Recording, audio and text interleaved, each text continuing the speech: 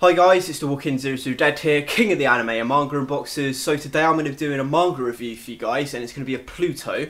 And Pluto's actually my favourite manga of all time. Pluto's 8 volumes long, and it's a brilliant sci-fi mystery thriller brought to you by the same guy that did Monster, Billy Bat, 20th Century Boys, Master Keaton. It's also an alternate retelling of Astro Boy's the 7 greatest robots on Earth. And Urasawa went to Tezuka'S son, and he basically said, "I really like this Astro Boy storyline. Can I rewrite it and reimagine it?" And so this is sort of for an anniversary. So he said, "Yeah, go ahead." And we got the awesome Pluto. So the basic plot for Pluto: in an ideal world where man and robot coexist, someone or something has destroyed the powerful Swiss robot Mont Blanc.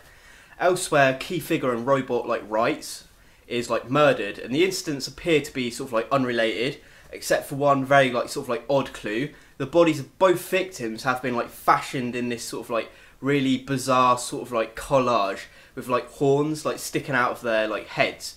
And Interpol assigns Detective Gazette, who's the main character, to this most really strange case. And eventually Gazette finds out that all of the 7 greatest robots on Earth are targeted by this mysterious being or entity, and that it's going to be tracking them down one by one and killing them all off. In the first few volumes of Pluto, it lays a lot of groundwork for payoff later on down the road, but we learn about the world where robots and humans work together alongside each other. In this robot world, robots are treated as sentient beings. Earth even has robot heroes. Though not everything is perfect in this world, there are humans that would rather not coexist with robots, and there's kind of a KKK robot group that are racist towards robots. There's also a very interesting dark tone to the backstory about the 39th Asian Central War, which is heavily influenced by the Iraq War for America going over and taking oil from Iraq and Iran and all those other places, that sort of stuff. So you can definitely see there's a great influence from that. And all of the 7 greatest robots on Earth took part in the 39th Central Asian War. And this is the the mystery element that comes into the retelling of Pluto. Urasawa really takes the opportunity to use robots and look at what it really means to be human and what it means to have emotions. Besides being a compelling mystery, Pluto is also a deeply philosophical work. It explores a variety of themes such as dreams, memory, racism, hatred, and artwork. Pluto has a lot of one-shot subplot storylines that weave together to add to the main story, and Urasawa's works always have this, and they're always brilliant. The most touching subplot involves the relationship between North 2, a former combat robot who's become a butler, and his new master, who's a famed composer who's haunted by the feelings of being abandoned by his mother. The composer is tormented by his inability to recreate a piece of folk music from his childhood, and he locks himself away from society basically, and he becomes one of those bitter, broken down, really nasty grumpy people.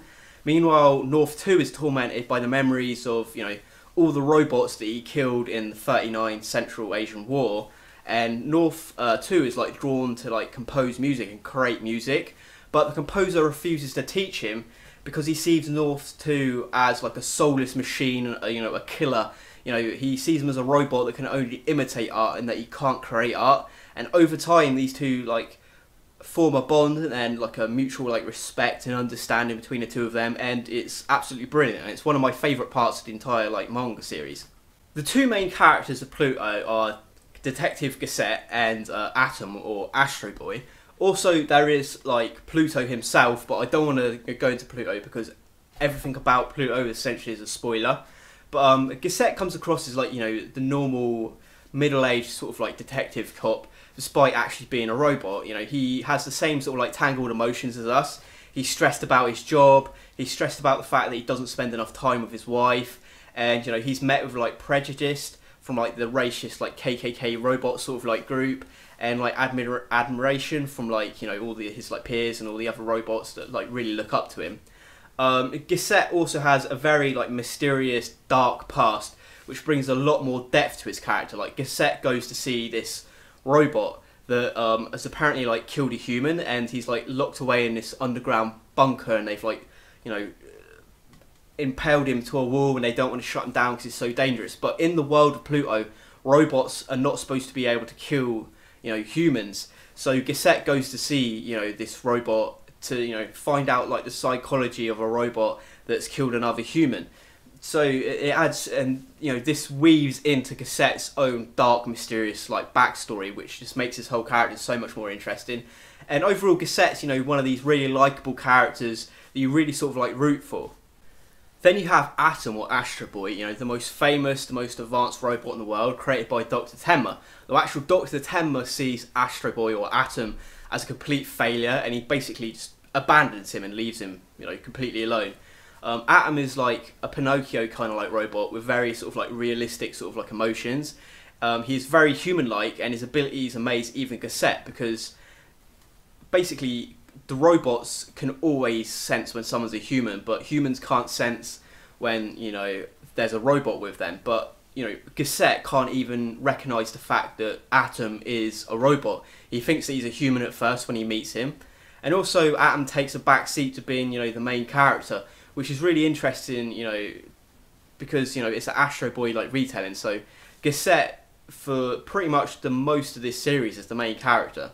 Pluto has a more realistic manner to its art style than the original Astro Boy, which has that more, you know, like Disney-inspired, old-school sort of like black and white cartoon style, which is, you know, Tezuka's like style. That's his style, because, you know, Tezuka was inspired by Walt Disney.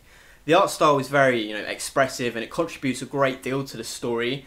Urasawa, you know, like shows sadness and sort of like rundownness in like Gissette's face, and Gissette actually means like face in German. And he also shows like the optimism and the energy in like Atom's face to show, you know, the difference in the characters and the difference in their like views on like the world. The art style is very like clear. It flows like really smoothly from like panel to panel. It's got some really great artwork. There's a lot of like storytelling in, you know, the characters' like body language and facial features, which, you know, is, you know, one of like Urasawa's, you know, greatest things, you know, as well as telling a really great story through his top-notch, you know, like dialogue. He can also tell a story through the characters' like expressions, which, you know, for me, I think he's quite an underrated like drawer because of that. So I think it's a really great thing to show a story through the art as well. Pluto is an elegantly paced like series. It's steady and gripping without being, you know, like slow or dull. And in my opinion, it gets better and better as you get into the series. You know, it's well balanced and it's full of like mystery and suspense. Also, you know, Urasawa gets the, you know, the reader to invest in each of the 7 robots in like a really short sort of like time frame. Urasawa is an author who delights in like sabotaging his readers' like enthusiasm. He packs everything in like mysteries and lies, and that's part of, you know, the charm of reading, you know, his like works, and that's what makes it so like satisfying. You always know there's going to be some sort of like double cross or some sort of like twist or like revelation. On top of already being a retelling of Astro Boy, there are some other like tributes to Tezuka's works. There's some like blackjack references in there. There's also like the patrol car that's designed like a dog. There's the obsolete robot maid, which is, you know, a reference to the future volume of Phoenix. There's Uran, when there's like the whole like the flowers and paintings. So I thought that was cool that, you know, Urasawa, he added more like little tributes, you know, to this work. Urasawa's transformed, you know, a straightforward shonen, you know, manga story into a compelling sci-fi murder mystery. You know, it will suck you in with its, you know, its masterful storytelling, and it will break your heart with its uncommon emotional sort of like depth. In my opinion, this is Urasawa's most underappreciated and most underrated series that he's done. I mean, everyone, when they think him, they go, you know, 20th Century Boys, they go Monster. And I think this one always gets like pushed to the side, much like Billy Bat and Master Keaton. And I think a lot of people don't like this one where, because, you know, it's not like an original work, it's a retelling of something, but this, in my opinion, is every bit as sophisticated and as good as like Monster or as good as 20th Century Boys. It's just a lot shorter, and, you know, it's much more faster paced. And, you know, like I said, this is my favourite manga of all time. I absolutely love Pluto. It's brilliant. I absolutely love it. So guys, drop me some comments in the comment section down below. If you've actually read Pluto, you know, who was your favourite character, and just give me your overall thoughts on the series. And if you haven't read it, you know, are you going to check it out now you've watched my review? You know, let me know. And, you know, if you like my review, give us the old thumbs up for Pluto, and please subscribe. Go check out all my unboxings and my other reviews. over the summer I am actually going to be doing a lot more reviews, and I'm probably going to cut down on the unboxings just to, you know, add some more stuff to my channel basically. So thanks for watching, guys. As always, may the sun never set on the British anime empire.